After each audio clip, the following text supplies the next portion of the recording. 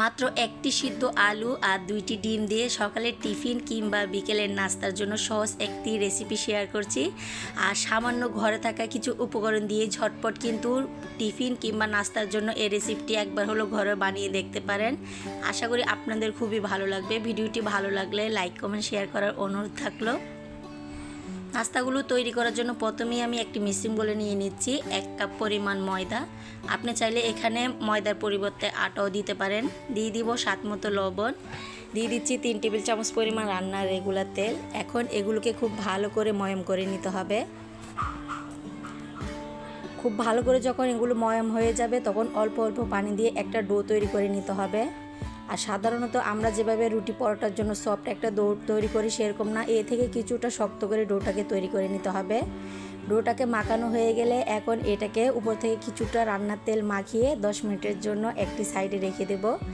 এদিকে আমি ডিম আর আলুর পুরটাকে তৈরি করে নেব। সেজন্য একটি প্যানে অল্প রান্নার তেল দিয়ে দিচ্ছি 2টি ডিম। ডিমটাকে এখন একেবারে ঝুরো ঝুরো করে নিতে হবে।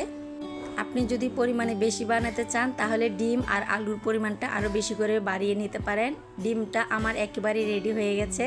এখন নামিয়ে একটি সাইডে রেখে দেব। এদিকে আমি আরেকটি মিশ্রিং বলে একটি মাঝারি সাইজের আলুকে ভালো করে সিদ্ধ করে খোসা ছাড়িয়ে নিয়েছি। এখন একটি কাঁটা চামচ দিয়ে খুব ভালো করে আলুটাকে ম্যাশ করে নিতে হবে। আলুটা যখন খুব ভালো করে ম্যাশ হয়ে যাবে তখন এখানে আমি আগে থেকে বড় সাইজের 2টি পেঁয়াজকে একেবারেই কিউব করে কেটে রেখেছি, সে পেঁয়াজটা দিয়ে দিলাম। দিয়ে দিচ্ছি 2 টেবিল চামচ পরিমাণ কাঁচামরিচ কুচি। আপনারা ঝালের পরিমাণটা কমিয়ে বাড়িয়ে দিতে পারেন। দিয়ে দেব যে ডিমের ঝুড়োটা তৈরি করে রেখেছিলাম সেটা। দিয়ে দিলাম বেশ খানিকটা ধনেপাতা কুচি। দিয়ে দিলাম স্বাদ মতো লবণ, 1/2 টেবিল চামচেরও কম দিয়ে দিচ্ছি ভাজা জিরে গুঁড়ো। আর এখানে আমি দিয়ে দিচ্ছি 5 টাকা দামের একটি ম্যাগি মশলা। এতে করে কিন্তু নাস্তাগুলো খেতে আরও বেশি ভালো লাগবে। এখন একটি চামচ দিয়ে খুব ভালো করে এগুলোকে মিক্স করে একটি সাইডে রেখে দিলাম। এদিকে কিন্তু আমার ডোটা একেবারে পারফেক্ট হয়ে গেছে। এখন আরও 2-3 মিনিট খুব ভালো করে মাখিয়ে নিতে হবে। মাখানো হয়ে গেলে এখান থেকে আমি একই সমানে ছোট ছোট করে লেচি আকারে কেটে নেব। লেচি কেটে এখন হাত দিয়ে খুব ভালো করে গোল করে আমি বল শেপ দিয়ে দিচ্ছি। এখন একটি পিঁড়ি আর বেলুন দিয়ে এটাকে অল্প তেল মাখিয়ে আমি পাতলা একটা রুটির মতো বেলে নেব। সাধারণত আমরা রুটি কিংবা পরোটা যেভাবে বেলে ঠিক সেভাবে পাতলা করে বেলে নিতে হবে। হয়তো আপনারা দেখেই বুঝতে পারছেন রুটিটা কতটা পাতলা হবে। এখন এর মধ্যে আমি যে ডিম আর আলুর মিশ্রণটাকে তৈরি করে রেখেছিলাম সেটা মাছ বরাবর দিয়ে দিচ্ছি। দেওয়া হয়ে গেলে এখন আমি খুব ভালো করে চারদিক থেকে এটাকে এভাবে চেপে চেপে ঘুরিয়ে কোট করে নেব, যাতে যখন আমরা ভাজবো এই নাস্তাগুলো যাতে খুলে না যায়। আপনারা হয়তো দেখেই বুঝতে পারছেন এগুলোকে কিভাবে তৈরি করছি। এখন এটাকে ঘুরিয়ে ঘুরিয়ে বাড়তি যে অংশটা আছে সেটাকে আমি বাদ দিয়ে দেব। আর মাঝখানে যে অংশটা আছে সেটাকে খুব ভালো করে চেপে চেপে চারদিকে কোট করে নিতে হবে, যাতে আলু আর ডিমের পুরটা চারদিকে সমানভাবে সেট হয়ে যায়। এইভাবে করে সবগুলো নাস্তাকেই আমি তৈরি করে নেব।